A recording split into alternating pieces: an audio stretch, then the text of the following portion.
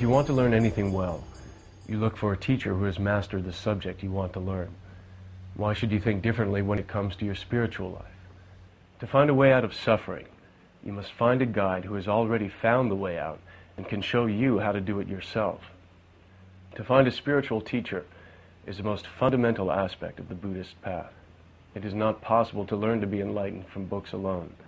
You need a living teacher to personally guide you. Tsongkhapa attained enlightenment, and because of his great compassion, gave teachings on the graduated path to enlightenment, so others could be free. He taught the first step on the path is to devote yourself to a teacher who can properly guide you. In this program, we will learn how to recognize a perfectly qualified teacher and how rare it is to be able to take them as your guide.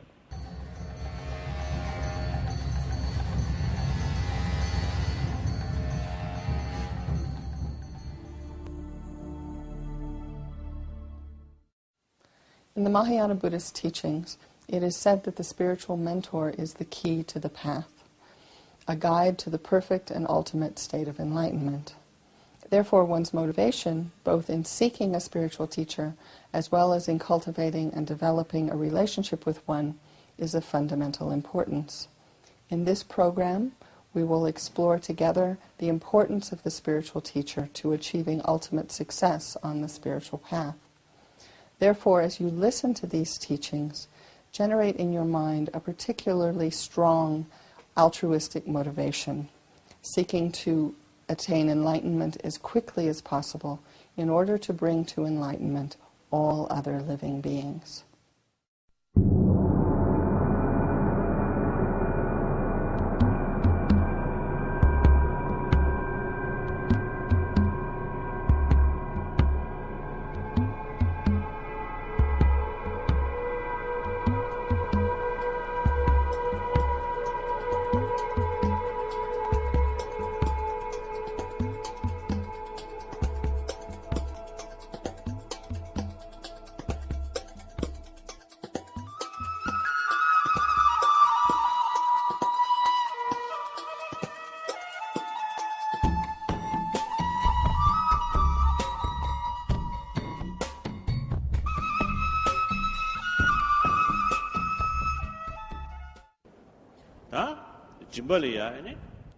In the context of engaging in a spiritual transformation, bringing about a change within one's hearts and minds, at the initial stage, we do need to rely upon experienced teacher who can show us the path, who can introduce us to the subject matter.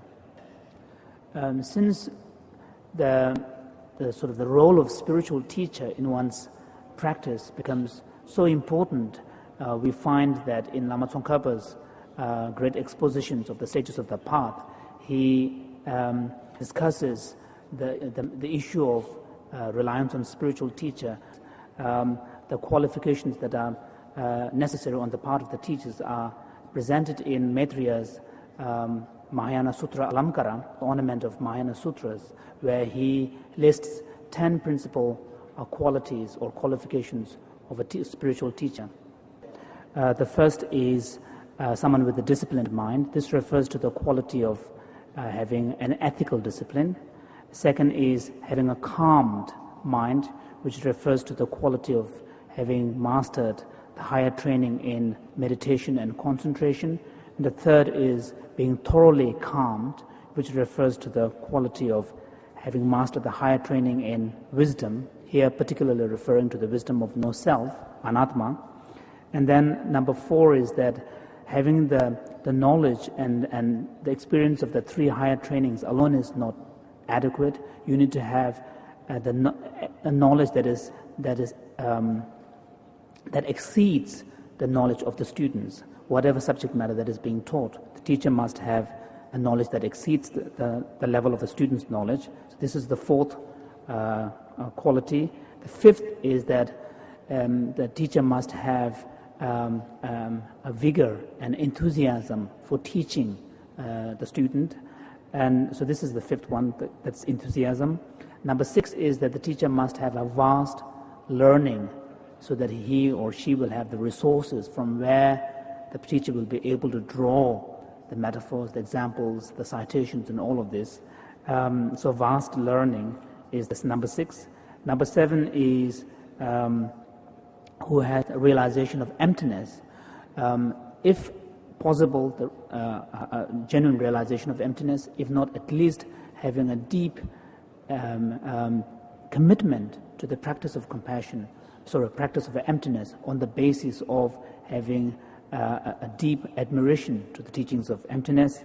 And then number 8 is that the teacher must be eloquent and skillful in his or her means of presenting the Dharma. Having knowledge and experience alone is not adequate. If the teacher is not skillful in presenting the Dharma, then the Dharma teaching would not be effective.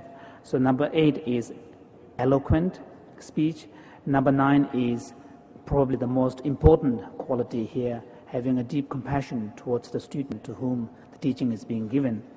Someone who has a genuine sort of a concern for the well-being of the student. So this compassionate mind is number 9. And number 10 is that the teacher should have the ability of resilience, so that no matter how many times the teacher has to repeat in his or her teaching, he or she should have the resilience to continue to maintain his or her enthusiasm, commitment to the student, so that he or she is not discouraged or becomes loses enthusiasm. So these are the 10 qualities recommended in Maitriya's text.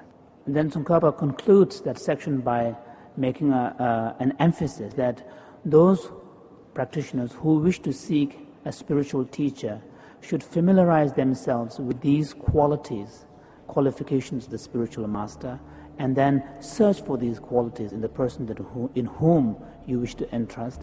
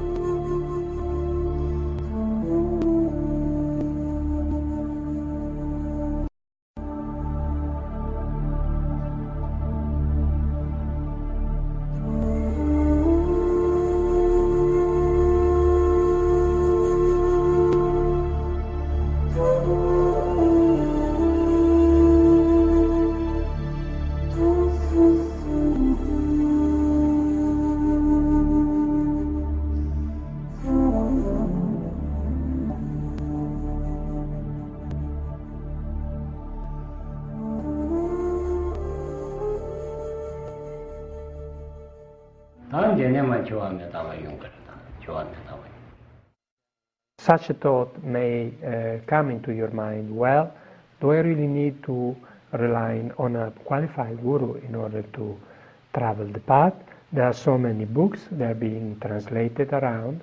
I can just take those books and study those books, and on the basis of that I will be able to travel the path and achieve realization. This is a wrong conception, it's a mistaken conception.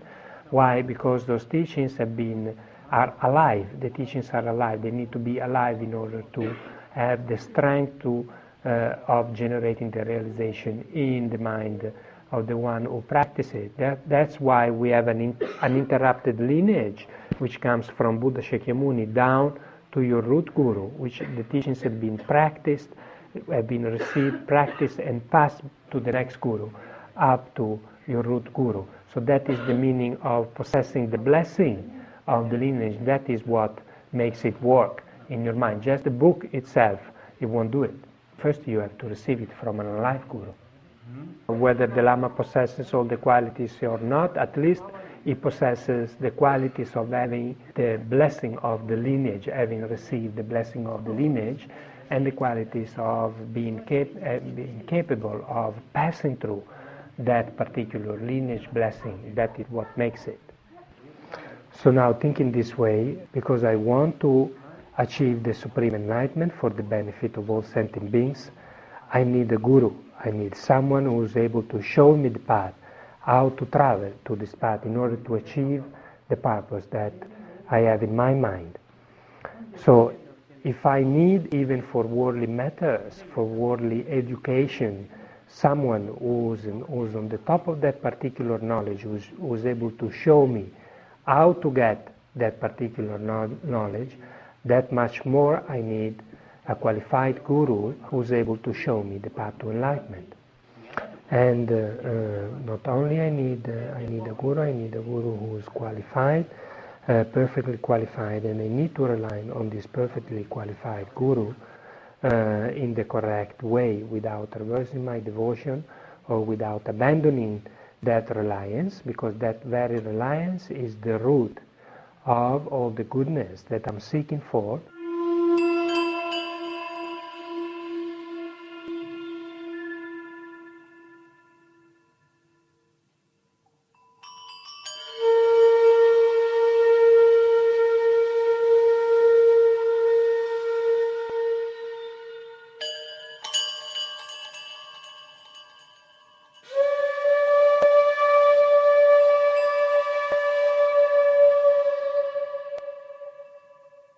There are many paths to enlightenment.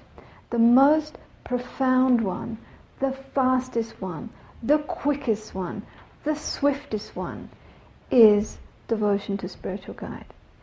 By correctly devoting to spiritual guide, you can get enlightened in one lifetime. It is so powerful. I mean, first you say, what is a guru? Rinpoche explained, guru is someone who's heavy in qualities, nothing higher. So then why do we need a guru? And I kind of more or less said that. It's the root of the path. What are the reasons for this? If you want to learn any kind of a skill, you need a teacher. And even a worldly skill, you need a teacher.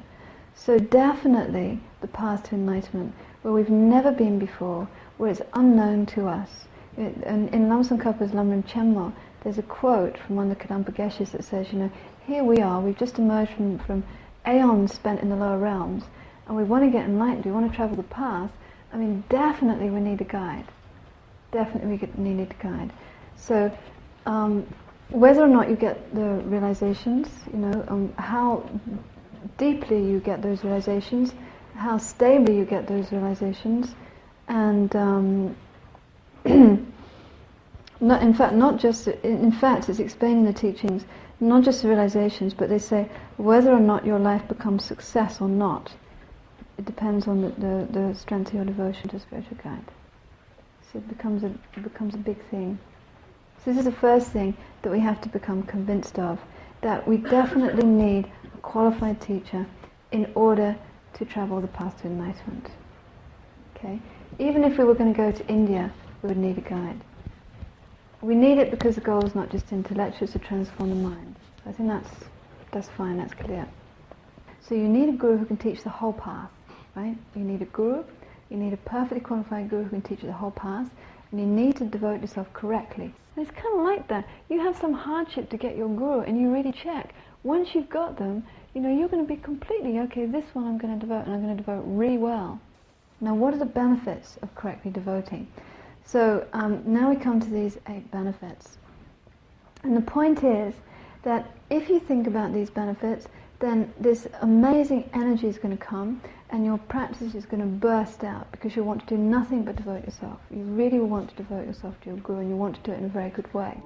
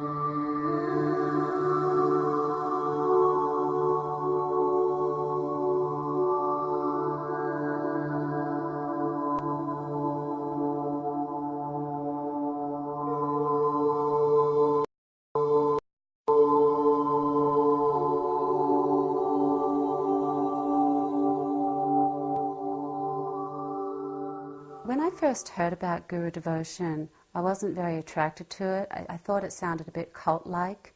And also I was used to having one God that was above everything else, and to think that a person with godlike qualities could be in a human form, a guru in a human form. You know, I just only kind of thought of cults, and maybe I'd find a wrong guru that would lead me down a wrong track. But then as I was involved with Buddhism, with Tibetan Buddhism, and I started seeing the Lama's qualities, His Holiness the Dalai Lama, Lama Zopa Rinpoche, and at first you're not sure and you find some qualities, and then you have to open your heart, and then you start to feel some devotion. And then through this devotion you see how Guru devotion, the teaching says, the root of the path, and you need teachers to guide you and to inspire you and to protect you. And the way they protect you is not some kind of magical powers necessarily, although there is this blessing power that does come with devotion, but it's more like they protect you by teaching you the Dharma, and therefore through your own actions you learn to train your mind, which protects your mind. Then you start thinking, I want to react less with anger, and I want to practice patience. And you get inspired through their example. And you get guidance through, they will tell you if you request, and and then if you have the karma to receive advice, and hopefully if you practice Dharma, and eventually you create the good fortune to be able to receive direct advice on an individual basis from your teacher. And because our gurus have more wisdom than we do, they can see more appropriately the best practice for us to help us, because their only aim is to want to help us, lead us to enlightenment. So their advice is always with this wanting to lead us to enlightenment, and how to do this in the most effective way. So we can follow their advice with great assurance that it is coming from the most pure place. And therefore, if we follow their advice purely, we are going to progress towards enlightenment.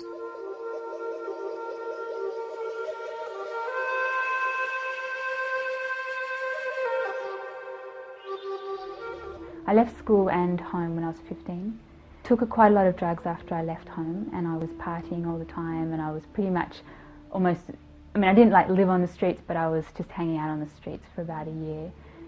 And I met Rinpoche for the first time. So this is probably the sweet part of my life. It was just like, there is no question in my life, and that the only thing that I want to do is offer my life to Rinpoche. And it was very, very, very strong. You just watch Rinpoche, and you just watch Rinpoche for every single act he does is an act is so perfect, and you just want to be like that. You just know that this is what you want to do. And I just knew 100% if I offered myself to this being, that he would direct me in a way that would be useful, because I can't figure it out myself. Or because I have so many past imprints that's making me, continually making me think, continually making me believe that samsara is going to bring me happiness, and that it's going to work if I, fall in love again. This time it's going to work, it's going to give me happiness, or whatever. I just 100% trusted that Rinpoche could definitely direct my life and guide me and show me how to do it. Especially looking at Rinpoche as the Guru, as the Yidam, as the Buddha, then definitely, there's nothing higher than that. We don't have anything higher than that, and there's nothing more precious to do. And it's not like, okay, once you have a relationship with the Guru, then it's really easy after that. In fact, it's even more difficult, because Rinpoche ultimately he confronts your ego. So that is a really painful experience, very, very painful, because it's the one thing that we protect very well. So I'm still trying to deal with that, and I'm amazed at how Rinpoche cuts my ego down. Every time I'm in front of him, every time, he very subtly, very individually, he's basically taming my mind, and it's very precious. Just to see Rinpoche, and especially now I've been, able to serve Rinpoche quite closely for nearly 3 years, and there's, you know, it just is reconfirmed in my life that, you know, it's unbelievable perfect. Rinpoche's actions are amazing. Everything he does comes from bodhicitta, you know, he's always trying to help people. I just pray that I can keep being able to serve Rinpoche in doing this, because it feels really good.